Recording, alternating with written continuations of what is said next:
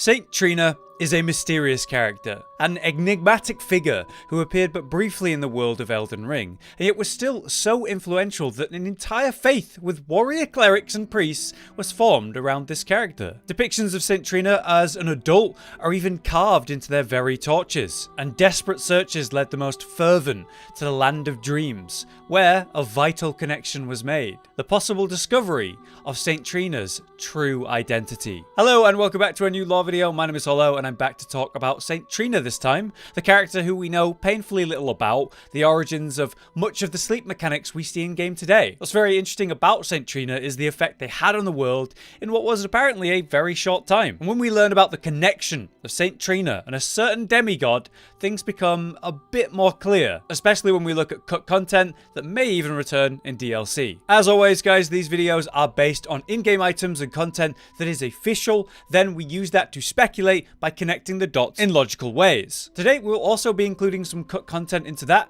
to further the theory, but because of that I want you to take this with an extra grain of salt, because cut content could be permanently cut and never meant to be actually seen. Let's get started though. Who and what is St Trina? This mysterious character connected to the sleep mechanic we see in game that has a whole faith and followers of them that we strangely don't really see directly in game. We have various items that we can look at that tell us the basis of St Trina, along with some very important cut items and content, even an NPC that will tell us more. We'll begin though with everything in game, the sleep items that we see. First and foremost though, the Sword of St Trina. This silver sword was carried by clerics of St Trina. St Trina is an enigmatic figure. Some say she is a comely young girl, while others are sure he is a boy. The only certainty is that their appearance was as sudden as their disappearance. So St Trina appeared but briefly, and seems to have the appearance of a young child that was hard to place in terms of gender. Now whoever this person was certainly a mysterious character. These swords were used by clerics of St Trina, which means St Trina had followers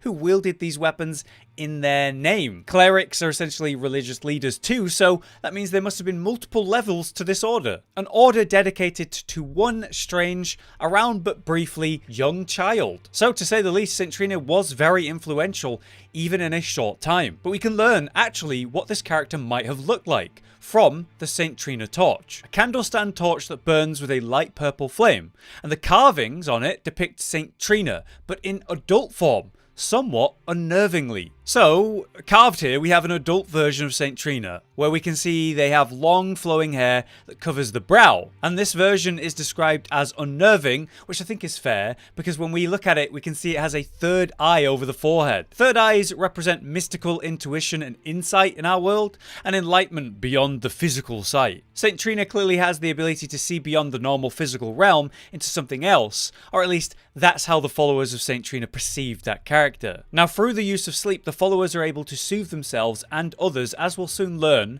and maybe even try to enter another realm. The adult version seems a little familiar to me though when I look at it, and the torch itself is found in the consecrated snowfields quite near the entrance to the Halig tree. More on this soon. Now, from the Trina's lily items, we have the lilies that grow in specific places around the world, and we learn more about the properties of sleep in Elden Ring from these. A pale purple water lily that is on the verge of wilting, a symbol of faith in St Trina. It dulls the senses and prevents agitation. So the lilies appear to help soothe and calm, to ease agitation, reducing your pain. In a world such as this, in Elden Ring, I could definitely see anxiety, PTSD, and similar issues be commonplace. And I could see how something that numbs you would help with something like a panic attack, or yeah, even physical pain. And you know, that's something that would be pretty useful for someone who's suffering from, say, scarlet rot. The arrows of St Trina further this concept, and that this was indeed a faith, or even maybe a cult. An arrow carved to resemble a withered water lily,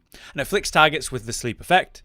Priests of St Trina use these arrows to spread their teachings. The sweet oblivion of sleep can become quite the habit. It's interesting to hear that even though this mysterious young figure wasn't around for long, they made such an impact in that short time that, yeah, they have a whole faith with followers, with clerics and priests. Priests who actively spread their perceived teachings of St Trina, depictions of their leader on their torches as if older, and like I say, the clerics who carry the swords in St Trina's name. Again, quite the impact in a very short time. This concept that sleep is a sweet oblivion, an escape from the reality of the world, sounds like a drug-addicted person that uses sleep as like a crutch to escape their real life. And that impact of St Trina, how they were able to capture the hearts and minds of those they encountered extremely quickly, sounds less realistic and more like bewitchment at this point. Now things do get very interesting when we learn about one desperate man who is willing to chase after St Trina even into the lands of the dreams. There are 3 further cookbooks in the game which allow us to craft the sleep items ourselves, like sleep pots, arrows, grease, and a very important item that actually isn't a sleep item. All of the books say this: these are records of crafting techniques left by a man who was utterly captivated by St Trina, and he continued that search in his slumber. The books teach us these things. We have the sleep pot, which description says it's like a lullaby or a quagmire. Its light purple haze irresistibly draws its victims down into sleep, sweet dreams. The second book doesn't give us any proper lore. It allows us to craft the sleep bone arrows, the grease for sleep, and the draw strength version, but there's no actual lore on these. And then we have the third cookbook, which only teaches you one thing: the Bewitching Branch, which lets us pierce a foe and turn them into an ally. And it says this: the Empyrean, Miquella, is loved by many people. Indeed, he has learned very well how to compel such affection. So the man who is desperate to find St Trina, willing to search for them even in his dreams, ultimately discovered the Bewitching Branch, an item that's tied directly to Miquella. Miquella too was loved to an almost dangerous level by his people, much like St Trina appears to have been. Miquella, however, was specifically able to compel that affection, rather than, hey, they just really like him and what he does. He was able to enforce this feeling of love and affection upon those around him, and through the use of this branch, enemies will stop attacking you. They'll even defend you, and they'll even let you kill them without fighting back, which is kind of morbid. That's the power of Miquella's bewitchment. It is no small thing, and it is apparently inherently tied to St Trina, who was also loved to a unreasonable level even after such a short time, birthing that faith and followers. When we take a look at Miquella from the intro cinematic, we see that long-haired child with those thin, limp limbs that were covered in like a goo or something, like a snail. I think that's because he was taken from a cocoon. And we know this wasn't always the case, right? Like from the various statues around the world that display Malenia and Miquella together, Miquella being stuck in the childlike state is the case, but he seems to be fine in his body, able to move around and stand up. Those long golden locks of Miquella, though, are familiar. When we look back to the St Trina Torch and that carving of an adult Trina, we see very similar hair between these two characters, and things go on to line up further. St Trina was a comely young girl or boy, a very young child. Miquella is a demigod who is stuck as a child. It's someone that is still aging mentally, but physically they are a child. And Miquella is no stranger to dreams either.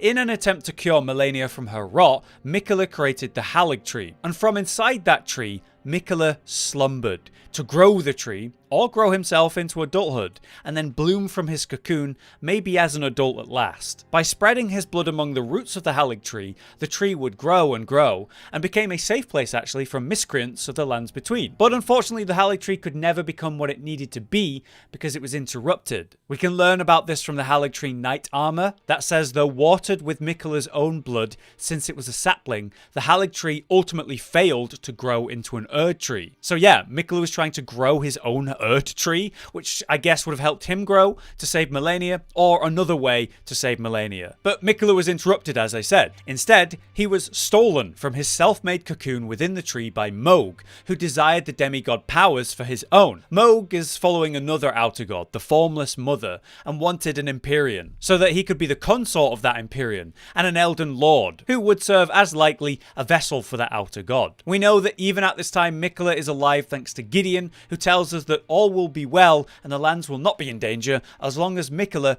continues his slumber within the cocoon. When we interrupt Mohg and Miquella, Miquella's arm, now much larger, is pointing out and up, but then falls down. It's hard to say if that was Miquella moving his limb, or maybe it was Mohg who came out of it in like blood form that moved it. Either way, Mohg's attempt to become a consort were not working. From the remembrance of Mohg, we learn that no matter what Mohg tried, he simply received no response from Miquella. But what we can say for sure, either through Miquella's own efforts to grow in his cocoon, or Mohg's, Miquella was growing. That arm is so much bigger compared to the child we saw in that cutscene in that cinematic. Miquella was definitely growing. Before any of this though, Miquella existed as a child adult for some time, trying to find a way to solve his sister's rot problem.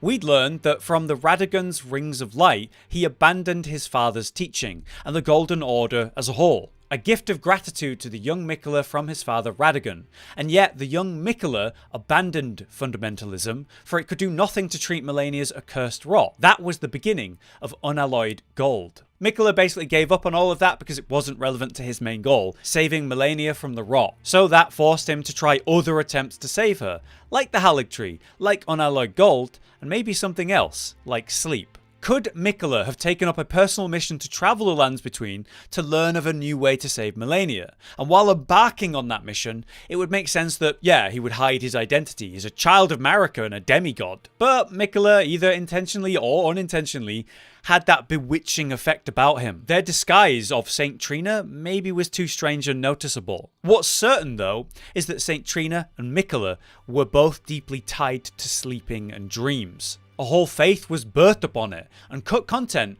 would have further shown this with the Dreams NPC and questline that was removed from the game. It is said to this day that Miquella is in some kind of dream realm, which is why Mohg never received a response, positive or negative. And it could have been from the journeys as St Trina that Miquella learned about the dream state, but someone was able to go after Miquella in that dream world, the man who was captivated by St Trina, who created those 3 cookbooks that link St Trina to Miquella in the first place. That man was said to have continued his search in his slumber.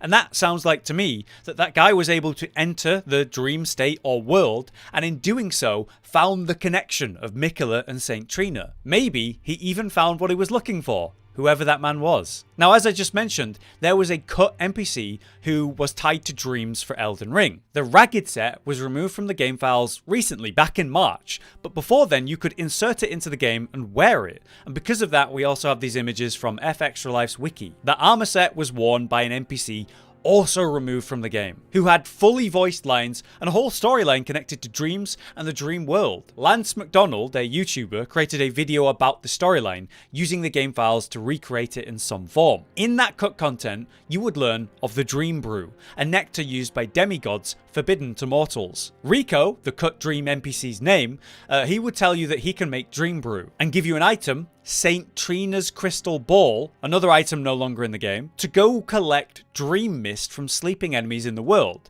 and then using that you would craft the dream brew. We could even go on to give that dream brew to the merchant Calais, who reveals his nightmares and fears of the frenzied flame, which is something tied to the merchant's lore and makes sense, but I'm not going to get into now. Either way, dream brews would grant the drinker a brief respite from the horrors of the living world, but are vulnerable during that time. Using dream brew, we could enter the safety of the dream world, and it could be that the dream world is all connected, that all of the dreamers are in it together. I like to speculate then that the cut NPC Rico is actually maybe that unnamed man from the further cookbooks, the one who entered the dream world and learned of St Trina's true identity, Miquella. The dream world is actually inside of current Elden Ring though, right? With both Fortisax and Godwyn. It appears that we enter the dream world of fear, leading to the fight with the Lich Dragon, who protects Godwyn in that state.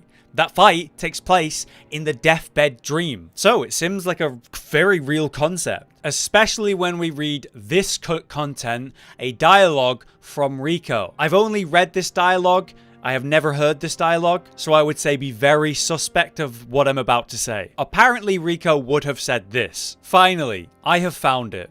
St Trina's, no, Lord Miquella's cadaver, such that I may aid you, O Lord, so please, I hope you welcome your humble serpent Rico into your dream, the world of your heart. Indeed, I beg you grant me my wish, and then when you transcend from Empyrean to God, allow me a place by your side." That sounds like kind of what Mohg was doing, right? It could be that Rico was removed from the game, and this whole concept of being obsessed and trying to become a partner or consort to Miquella, well, that could have been taken over by Mohg's storyline. And I'd say that it's fair to say that, yeah, that makes sense this was cut, because it's a little bit too clear for the lore of Elden Ring and From Software. If it is real though, it all but confirms that, yeah, St Trina and Miquella, they're one in the same, and this whole dream world, that's a thing too. But again, I'm still very suspect if that dialogue is real. It is not in the game as we know it, and it may never be. But there you have it. The mystery of St Trina remains,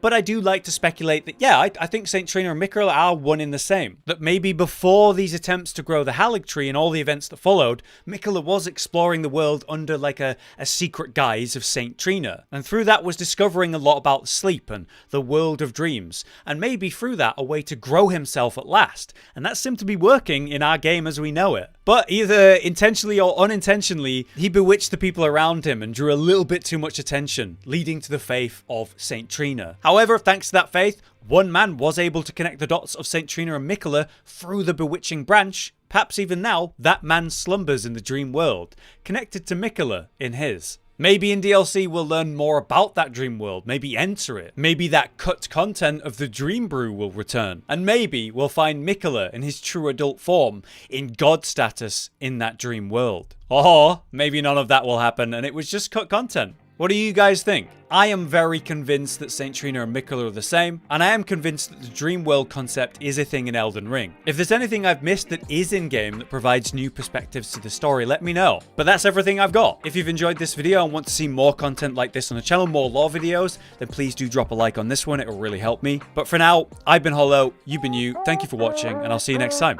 Josh, Cotton, and Hollow with the videos, dropping the humor like a hammer on your tippy toes, bringing entertainment on a daily arrangement to take our insanity and turn it into entertainment. Yes, I said entertainment twice, to reiterate that it is nice to look into your faces on a mostly daily basis when you let us in your homes to make the whole world a stage. Goodbye.